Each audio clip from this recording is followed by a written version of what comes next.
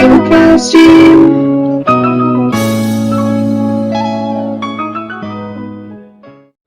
Olá pessoal, eu sou a Nayara e esse é o EbairroCast, o podcast da plataforma eBairro. Hoje eu vou conversar com a Raíssa, que entre outras coisas é a autora do livro Do Tamanho do Coração da Formiga. Esse podcast está sendo produzido com o apoio do projeto Comunidade em Rede do Instituto Jatobás e também em paralelo com a Atuação Perifasul, que é um projeto muito legal que a gente está fazendo parte. E eu vou dar as boas-vindas aqui para a Raíssa e pedir para ela iniciar com um poema. Salve, salve galera do eBairro, um prazer estar aqui com vocês, esse convite super bacana. Vou iniciar então com um poema, né? Acho que a poesia já fala muita coisa. Então esse é o poema Botões de Poeira, que abre o livro Do Tamanho do Coração da Formiga. São apenas poeiras amarronzadas, copos pouco sujos, água acumulada. É chuva, que não lava as impurezas da alma e chega a ser culpada por embriagar as plantas. São apenas vasos alternados, geladeiras que deviam boiar no rio são processadas por desacato à autoridade. Poucos compreendem o universo que é um grão de areia, o tamanho do coração da formiga e a honra que folhas secas trazem a qualquer tipo de chão.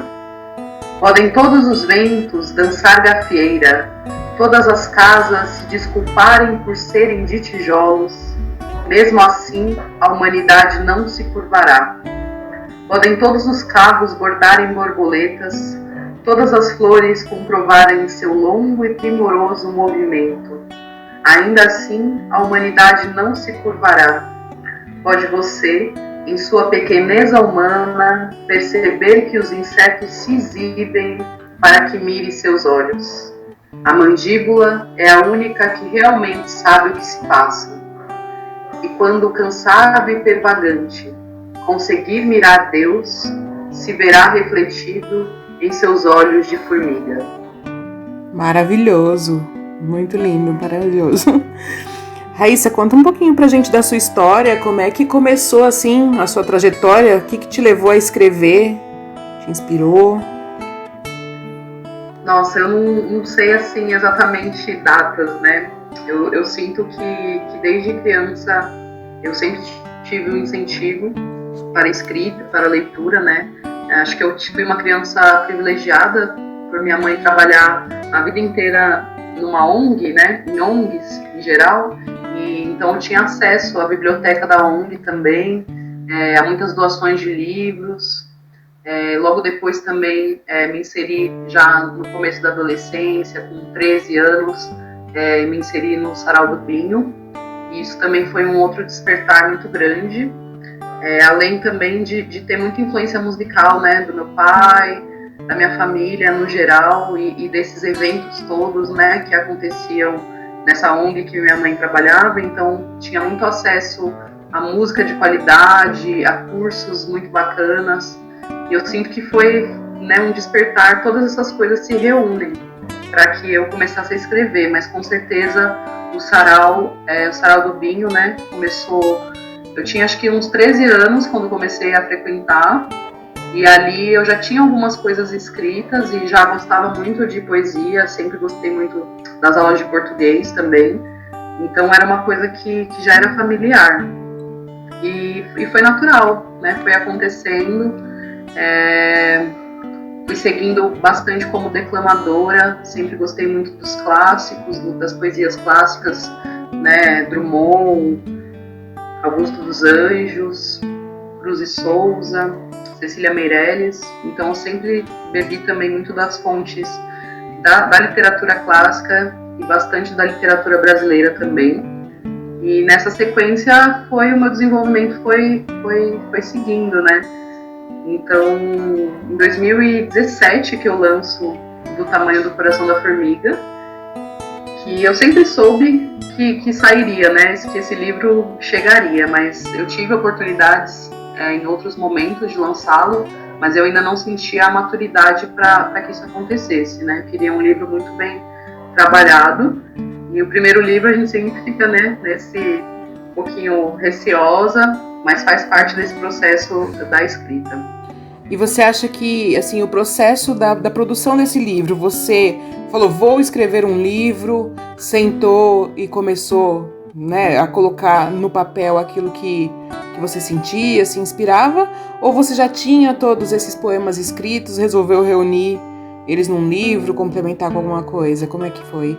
A gente tem uma proposta, assim, um dos objetivos desses programas que a gente está produzindo é incentivar que as pessoas passem a escrever, né? Nós estamos vivendo um momento muito difícil, né? Para quem escutar isso aqui daqui a muitos anos, quando tudo estiver bem, a gente está em quarentena, a gente está sendo afetado aí pela pandemia, e isso tem despertado nas pessoas, assim, uma vontade de produzir coisas, né? Tem pessoas que estão se dedicando ao artesanato, outros mais à leitura, que é muito importante também, e eu conheço algumas pessoas que têm se dedicado à escrita, né? Estão se descobrindo também escritores.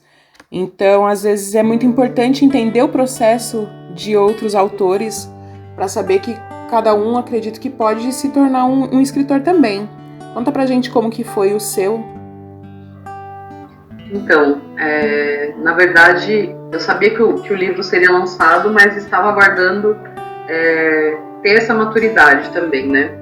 Então, ele reúne poemas bem antigos, assim, da minha trajetória, bem do começo, e poemas mais atuais, né? Lembrando que o livro foi lançado em 2017, então tem poemas de 2016, 2015, e tem alguns poemas de antes, né? Tem muitos cadernos aí dessa longa jornada de escrita. Eu digo longa porque foram muitas vivências, né? Não que medindo assim por anos, né? Então, eu fui reunindo. E aí um dia, esse livro ele tem o apoio do Sarau das Minas, né? Foi lançado pelo Sarau das Minas, que é uma coletiva de literatura do Grajaú, e também em parceria com o Sarau do Minho. Então eu conhecia já as meninas do Sarau das Minas, e um dia elas postaram, né, na rede social que mulheres que queriam lançar um livro. E eu fui e comentei que gostaria de lançar um livro. Então a ideia foi... A ideia surgiu de repente. Já entraram em contato, e aí foi meio que no susto. Olha, a gente quer lançar em 5 meses, se eu não me engano. Então ali, a partir daquele momento que eu vi que tinha essa possibilidade, que ia acontecer mesmo, eu fui correr atrás de reunir. E aí foi um processo muito bacana também, de ler todos esses cadernos antigos. Muita coisa a gente dá risada, né? Muita coisa a gente relembra das histórias. E, ao mesmo tempo, eu sinto que influenciou muito, porque nesse período que eu descobri que o livro seria lançado, eu escrevi muitas coisas também que estão no livro. Então, acabou que incentivou o processo, né, da minha escrita. Por saber que ia ter um livro lançado, eu também queria ter coisas mais atuais. E foi acontecendo. O livro também conta com ilustrações do meu pai, então isso é muito bacana de dizer para mim. A capa também é dele, né, do artista Acácio Corso. A capa é muito bonita, do tamanho do coração da formiga. E esses quadros, que o livro ele é separado em 5 capítulos. Então, é terra, fogo, água, ar e éter. E cada capítulo, a abertura é um dos quadros do meu pai. Então, muitos desses quadros eu cresci olhando. Então, eu posso dizer que eles também foram fonte de inspiração para as minhas escritas. E isso, para mim, é muito interessante ter reunido. Assim, são os quadros preferidos, né, ao meu ver, e que também representariam esses 5 elementos. Então, o processo foi muito bacana também de reaproximar da obra do meu pai, da obra artística, e isso também acabou incentivando toda a escrita. E acho muito bacana isso que você falou também, né? A gente está nesse período tão desafiador para toda a humanidade, e dá essa vontade, esse anseio de produzir coisas, de deixar sua marca no mundo, né? O ser humano tem essa vontade de deixar a marca no mundo, acho que é inerente da nossa espécie, e para mim também tem acontecido muitas coisas inspiradoras, por mais que seja um momento super difícil, né? Às vezes a gente também se inspira na dificuldade e nos assuntos mais densos. E estou nessa produção agora também do segundo livro. Legal, Raíssa. Maravilhoso. E a gente percebe também que tem muitas sutilezas, né? Muito do dia a dia, muito das coisas que estão sempre aos nossos olhos na sua poesia, né? Quando você consegue captar a beleza de pequenas coisas, né? Como o coração de uma formiga, né? Que dá até, inclusive, o nome para o livro. Eu acredito que isso mostra um pouco daquilo que você é. Então, você se inspira além disso tudo, né? Além da obra do seu pai, além de ter pego esses trechos de poemas, ou poemas completos que você já tinha em velhos cadernos, vamos dizer assim. Você acha que passou por alguma mudança, assim, o seu foco de inspiração do primeiro livro? Você acabou de falar que você está lançando um segundo livro. Você acha que está amadurecendo o seu trabalho também? Tá sendo modificado? Vai continuar na mesma linha? Como que vai ser esse segundo livro? Conta um pouco pra gente. Eu acho que vai ser bem diferente e com umas pinceladas do meu estilo. Justamente porque nesse livro do Tamanho do Coração da Formiga, acho que muita coisa estava sendo formada ainda dentro de mim. Por mais que foi agora, né, em 2017, o lançamento, quando a gente vê o livro materializado, a gente consegue ter uma dimensão um pouco maior do nosso trabalho do que quando eles estão soltos em um caderno, né? Então, a gente acho que é natural criar uma maturidade de querer comunicar, né? Nesse segundo livro eu tô nessa escrita muito mais consciente sobre o que eu quero comunicar, o que eu quero falar.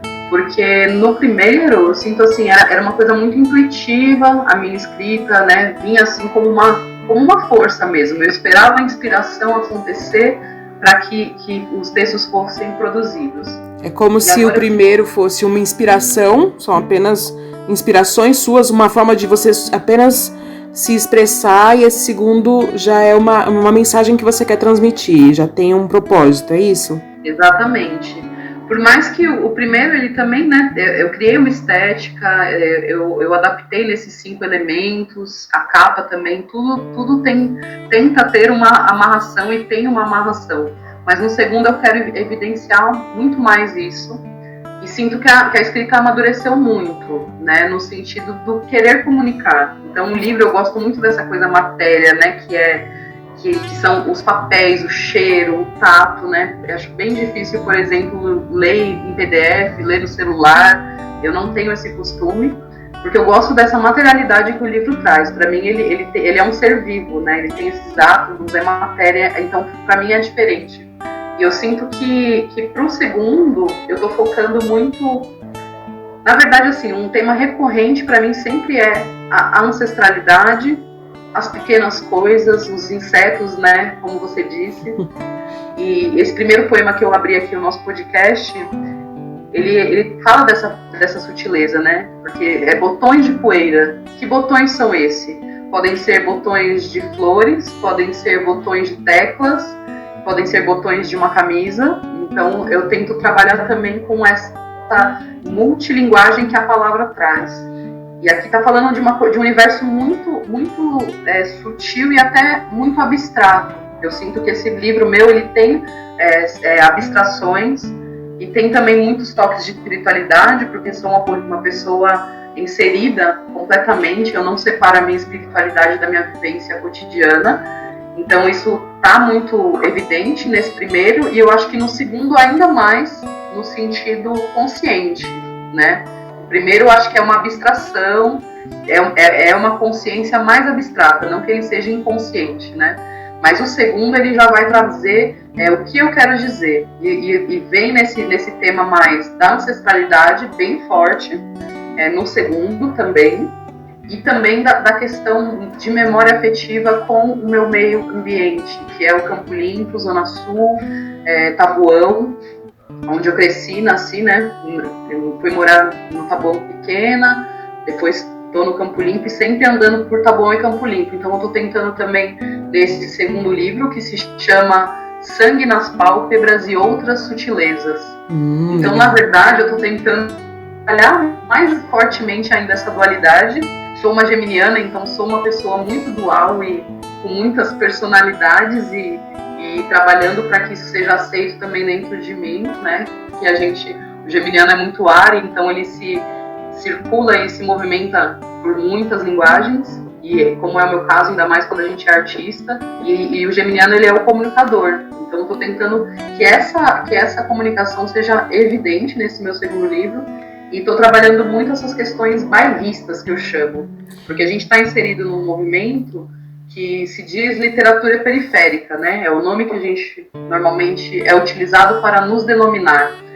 E eu não gosto muito. Não que não seja, né? Estamos nas bordas, nas margens, na periferia, mas é uma conotação que parece que a gente sempre tem que ser o autor periférico. A gente não é simplesmente o autor, né? Sim. Então eu quero ser a autora, quero ser a poeta e não, sem esses rótulos, né, antecipados. E é muito interessante porque, né, no meu primeiro livro eu pouco falo dessas questões, né, bairristas. Eu gosto dessa palavra bairro, bairrista. Então eu estou também fazendo um longo estudo nesse segundo livro de buscar novos vocabulários, porque se eu quero falar desse lugar que eu vivi de uma forma que não é quando os outros, né, nos denominam, então eu também preciso buscar uma nova linguagem para falar sobre isso. Então eu estou também criando um dialeto, podemos dizer, né? Outra palavra que eu tenho chegado muito na conclusão disso, né, é a palavra baldia. Então, de terreno baldio. Então, uma escrita baldia. Eu tenho utilizado muito o terreno baldio como metáfora nesse meu segundo livro, justamente porque, para mim, o terreno baldio ele é a periferia, ele essa gama de possibilidades, né? Porque ele tá ali, ele vai ser uma casa, ele pode ser simplesmente um local de lixo, de descargas de coisas, ele é onde as crianças brincam, ele é onde nascem as ervas daninhas, ele é onde nascem as árvores frutíferas. Então ele tem tanta possibilidade, tanto na densidade quanto na sutileza. É indefinido, né? Exatamente, essa coisa de baldio, terreno baldio tem sido muito utilizado nessa minha nova escrita. E você vai deixar a gente conhecer um pouquinho dessa nova escrita ainda, ou ela ainda é secreta? Ah, não, com certeza a gente consegue ler aqui em primeira mão aqui no podcast do Bairro. Debruçada na calçada, sou submundo de mim. É 6 horas, o sino badalou, a possibilidade terrena baldia que sou. Na inteira, terreno é terreiro, aroeira entre escombros, que é médica com a sua casca. Aroeira, segunda-feira, aroeira de praça. Ser baldia é submundo uivando no underground, acendendo o caldeirão para aquecer meninos de rua, putas com poucas roupas, misericórdia na defumação. A lua é cheia, e do alto da caçamba, com tijolos e azulejos quebrados, fiz um mosaico desta sutil ternura de que arrota obscenidades, numa ladeira do Jardim Elga, escadões gerais. Colei aquarelas de um pôr-do-sol esperançoso. As cadelas desse Jardim Paris rosnam harmoniosamente, uma sinfonia de quem traz sangue nas pálpebras e saliva sedenta de cachorra no cio. A ursa maior vigia toda a cena dessa minha pele morena, cor de terra, cor do sol, de quem muito já encarnou, neta de mestiço, Espanha, cavalo, Brasil. Bisa Maria tinha as tetas mais fartas de toda a aldeia. Sentenciamos os laços de nossos bisavós. Somos consequência de chicotes opressores de um ancestral em nós. Bisa, derrama leite bom em minha cara de pau-brasil. Bisa, vaca de divinas tetas, canta os sussurros de seu dialeto esquecido para me minar. Estávamos todos nós nos úteros de nossas avós, passeando, ladeando, urubu-servando, genes e canais, túneis vaginais, da mesma peregrinação. A sopa ficou pronta, carne para vira-latas, ossos a roer, quem vive no presente. A sinfonia bairrista enfeita a madrugada. Bisa, feita de asa. Uau, incrível! Muito bom.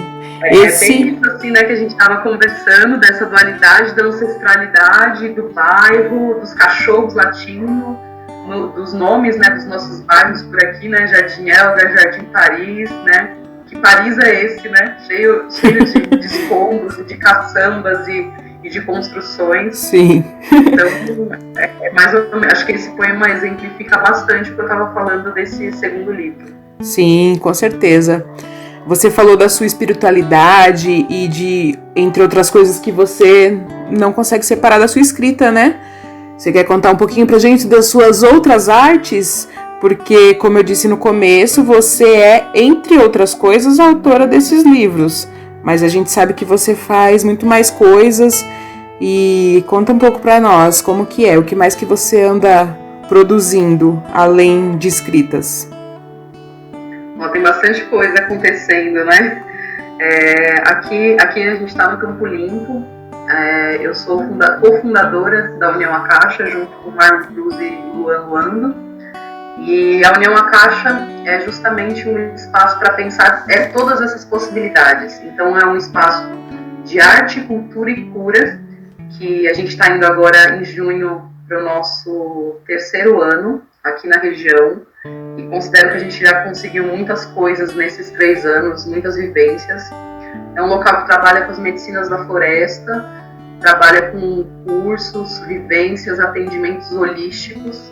Principalmente o nosso foco é esse trabalho com atendimento holístico, no sentido de que isso precisa chegar para cá, para esse lado, né, para o nosso bairro. Porque a gente vê, é muito grande o número de terapias e de coisas novas surgindo, de oportunidades de cura para a alma, cura física, né, cura emocional. Então, em todos os campos, a terapia holística atua. E a gente sonhava, né, eu me inseri nesse universo da espiritualidade em 2011, né, quando eu conheci a medicina da Ayahuasca, que sou muito grata na minha vida também e com certeza reflete muito nos meus poemas, essas conexões que eu tive com a Madre Ayahuasca, e resolvi que esse era o caminho mesmo. Só que a Ayahuasca ela abre muitos portais, então a gente começa a estudar diversas formas de cura, né? Fiz desde física quântica, aos tarôs, aos arquétipos, a psicanálise. Então eu busco bastante essa simbologia, trazer, né, para a minha escrita, essa simbologia dos arquétipos, da psicanálise, do tarô, dos símbolos e signos e da mitologia.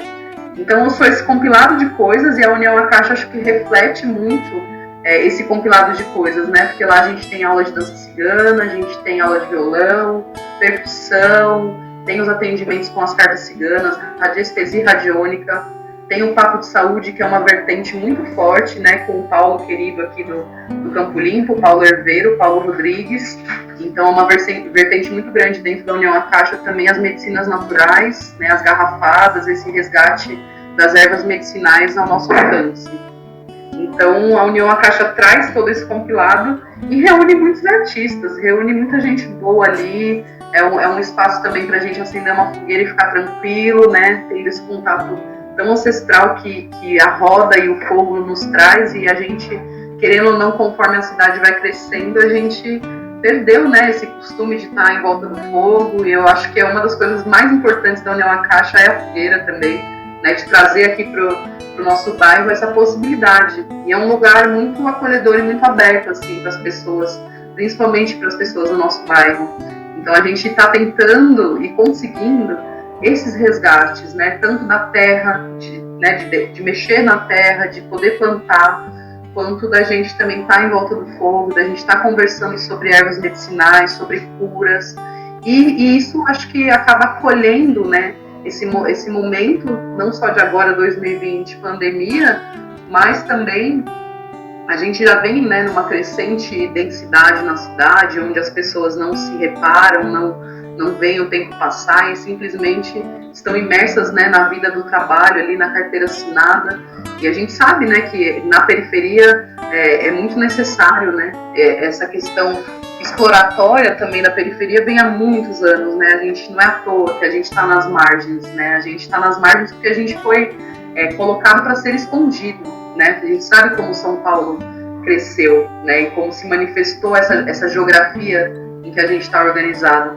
E a gente é isso, né? Para o sistema a gente é mão de obra, né?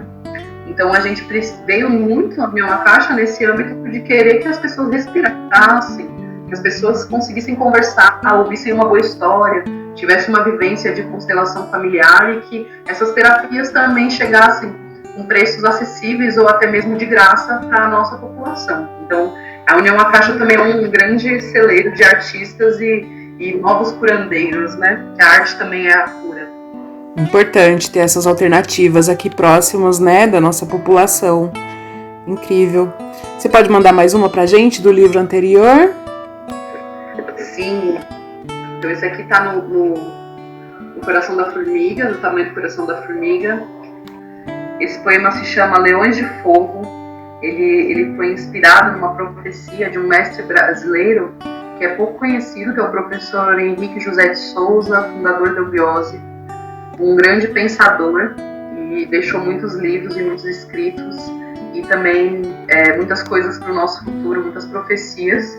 E tem uma profecia que é a profecia dos Leões de Fogo, que seria denominada a raça humana evoluída, seria os Leões de Fogo. Então, né, eu me inspirei nessas questões todas mais herméticas, mais profundas desses estudos também, de um grande pensador brasileiro. E eu cheguei, né, esse poema também muito visceral, me remete muito também a São Miguel Arcanjo, ao qual sou muito devota, porque São Miguel também tem essa coisa do fogo que não queima, né, o fogo que cura. Então, Leões de Fogo aqui para o podcast do Ebairro. A terra está parindo um sol, um leão dourado que rugirá as chagas do mundo, clamará a justiça em seus polos, cobrirá a selva com sua longa juba. A terra está parindo um sol com as certezas cintilantes de todas as eras, e seu nascente transcenderá a nossa pele, expurgará pensamentos transeuntes, tornará sutil cada véu de nossa existência, e a harmonia animal tingirá todo o semblante. Seremos todos a aurora boreal, dançando luzes que nos habitam desde sempre em nossa eterna casa.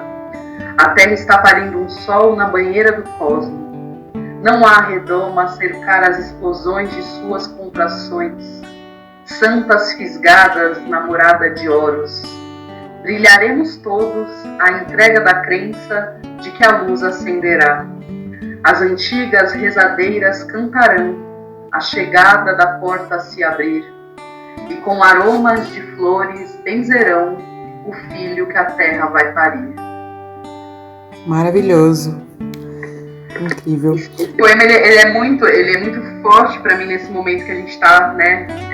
Abril não, né? Já estamos em maio. Maio de 2020 é uma das coisas que está acontecendo em meio a essa pandemia, a gente perdeu a noção do tempo, né? Com certeza. Os dias parecem iguais, são muitos, né? Todos. Exatamente. Maio de 2020, né? É bom a gente falar para ficar registrado.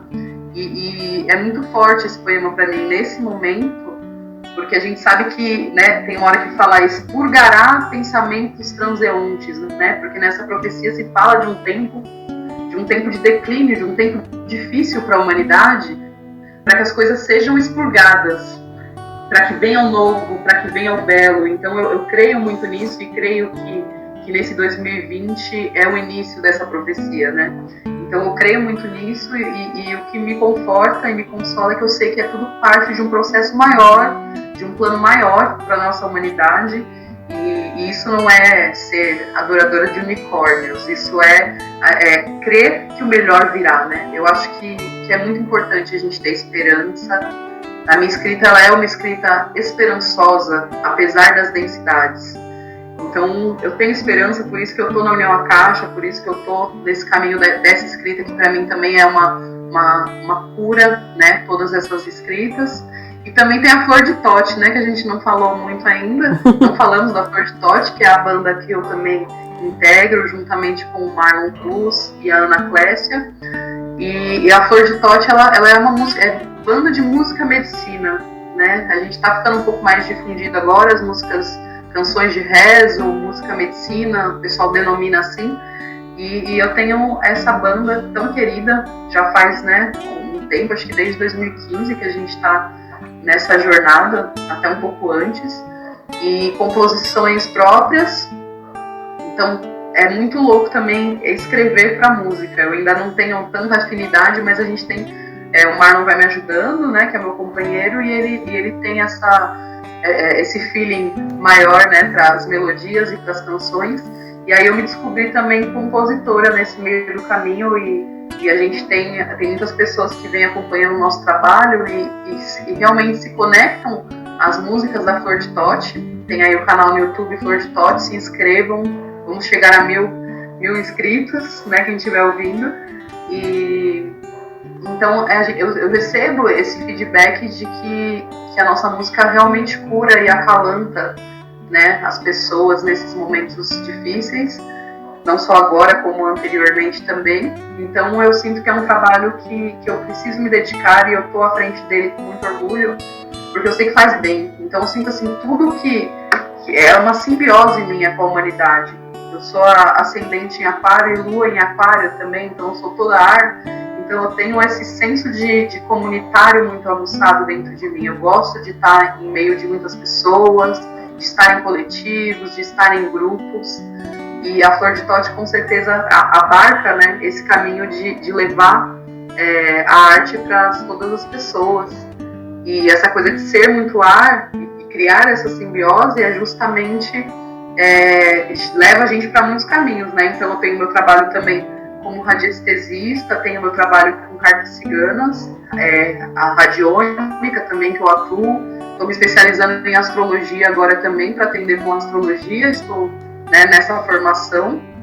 E também tem um trabalho com o feminino, né, que é a roda da lua, e tem que é a cura feminina através do útero, e de trazer isso também para a periferia, porque quando eu comecei eu senti que era algo muito elitizado, e eu sentia que as minhas manas daqui, da quebrada, que eu também não gosto de falar quebrada, eu falo que é inteira, da nossa inteira, as nossas manas também precisavam, porque senão fica uma coisa muito gratiluz, muito fufuzinho, e não chega para quem precisa, sabe? E eu acho que todas as mulheres precisam passar por esse descobrimento do que é o seu canal vaginal, do que é o seu útero, do que são as suas curas. Então, aqui na periferia a gente vem consolidando também um trabalho que se chama Roda da Lua, dentro da União Akasha, que eu levo com muito prazer, ao lado da minha mana Juliana Lopes e da minha mana Paula Lopes também. E é louco, né? Você vê que eu vou citando aqui no podcast vários nomes, porque para mim é uma honra, né, estar com essas pessoas, caminhando e construindo coisas. A gente não se faz sozinho, né? Então eu sempre cito mesmo com prazer. E tem esse trabalho mais profundo com o feminino agora, e me especializando também com as Yoni Eggs, que são os cristais vaginais, né? Então, os tratamentos através do cristal dos Yoni Eggs, né? O ovo, que é um símbolo da deusa, um símbolo muito antigo da fertilidade da mulher, e simboliza também o útero. Então, também estou nesse trabalho de especialização com os cristais. Legal, Raíssa. Muito legal. A gente vai chegando ao fim aqui. A gente pode se despedir. Quero que você quiser divulgar aí, quem quiser encontrar um pouquinho mais sobre o seu trabalho, aonde que pode procurar. E aí eu te convido, a gente pode encerrar com uma poesia também? Sim. Eu vou deixar aqui as minhas redes. Legal. Eu também tenho um trabalho com ilustração, e vou deixar o Instagram das ilustrações e dos desenhos, que é loba_guará, de Loba-Guará, loba_guará. Tem a minha página no Facebook também, que é Poeta Raíssa Padial Corso, e também tem a página, né, tanto no Instagram quanto no Facebook da União Akasha, quem quiser saber um pouquinho mais do nosso trabalho, que tá tudo isso que a gente conversou um pouco envolvido nesse trabalho. Tá tudo junto e misturado lá. Tudo junto e misturado. Tem também a coletiva Água na Peneira, que eu faço parte, é uma coletiva nova de literatura. Só colocar Água na Peneira, coletiva Água.na-peneira no Instagram, que a gente também já está iniciando os nossos trabalhos, que é uma coletiva de literatura periférica mística e lúdica. Legal. Trabalhando isso, né? A gente é tão rapidinho, tanta coisa para falar. Mas pode falar, pode contar. Conta um pouquinho dessa iniciativa aí pra gente. Assim, Água na Peneira, eu tô levando ela em conjunto com o poeta Luan Luando, Marlon Cruz, Leila Rosa e Jesuana Alves Prado, Jesuana Sampaio, e também com a Fran Bolade Laleye. A gente é bem diverso, né? O Luan caminha por esse universo da periferia, das pipas, das brincadeiras de rua e ao mesmo tempo muito social, muito político. O Marlon também é um grande ilustrador e construtor de instrumentos musicais. A Jesuana, ela caminha muito também pela literatura feminina, feminista. Ela é lá do Ceará. Tem a Fran, que é rapper, tá com a gente também, mais da cultura hip hop. E tem também a Leila Rosa, que é uma mana muito querida, que tá nesse universo místico, nesse universo das curas também. É uma dançarina, palhaça, atriz, cantora. Então a gente quis trazer todas essas nossas potencialidades, né? E ao mesmo tempo esse ponto que nos liga, que é a amizade, e ao mesmo tempo o lúdico e a espiritualidade, que todos também, né, são frequentadores da União Acaixa. Então a gente tem normalmente as mesmas vivências, né, parecidas e semelhantes, os mesmos estudos, e justamente para trazer essa questão de que a periferia pode falar do que ela quiser, né? A inteira pode falar do que ela quiser, porque a gente é inteiro. E sair dessa coisa taxativa, ai, que bonitinho, né, o pessoal da periferia que lê, isso é um absurdo, né, que a gente vem sendo questionado e fica sendo levado assim o nosso trabalho, né? Olha que diferente a periferia que lê, né? E a gente sabe que a gente lê, que a gente é culto, que a gente é intelectual, mesmo sem formação, a gente dá os nossos pulos e a gente elabora sobre muitas coisas. Então a coletiva Água na Peneira é essa coletiva lúdica de ilustradores, de criadores de cenário, de instalações, de trazer a poesia para diversos campos, atuar com a poesia de diversas formas. Então tem a coletiva Água na Peneira, falei aqui um pouquinho dela e vou encerrar com um poema, né? Ah, sim, Raíssa. Então, antes do seu poema, eu quero agradecer muito por você ter aceitado participar aqui com a gente, ser uma das primeiras escritoras aqui do nosso podcast. Quem quiser encontrar seu livro, tem lá na página do eBairro, né? Tá disponível à venda no nosso e-commerce. É só procurar e em breve a gente espera muito receber aí esse que tá no forninho para podermos apreciá-lo, tá? Quem quiser acessar o eBairro pode estar entrando na nossa página, que é o www.ebairroweb.com.br. Lá vocês vão encontrar um marketplace onde vocês podem encontrar os livros dos escritores aqui independentes da periferia. Vocês encontram artes de vários artesãos, né, artesanatos, e vocês encontram também a nossa agenda cultural, que reúne lá tudo que acontece de melhor aqui no nosso território. E eu aguardo e espero muito que vocês acessem, tá bom? Muito obrigada a todos que escutaram até aqui. E eu passo as palavras aqui para a Raíssa, para que ela possa nos presentear aqui com mais um poema para finalizar. Até o próximo programa, gente. Beleza, valeu eBairro pelo convite, agradeço imensamente. O eBairro tem esse trabalho tão bonito aqui no nosso território, né, que deve ser valorizado. Entrem aí no site do eBairro, acompanhem a agenda cultural do eBairro também. Eu sempre estou acompanhando e agradeço essa iniciativa aqui tão perto da gente. Então eu vou encerrar com um poema que eu escrevi recentemente no último Samaim, para os ancestrais. Sim, os ancestrais, de novo eles, sempre elas, como haveria de não ser, se nessa neblina de Samaim que bate à minha porta, vem de novo me rememorar. Coloco 4 gomos de mexerica aos pés do guapo, num pratinho de porcelana, lembrança de vó. 4 gomos, 4 linhas, de um antigo fio que me conecta.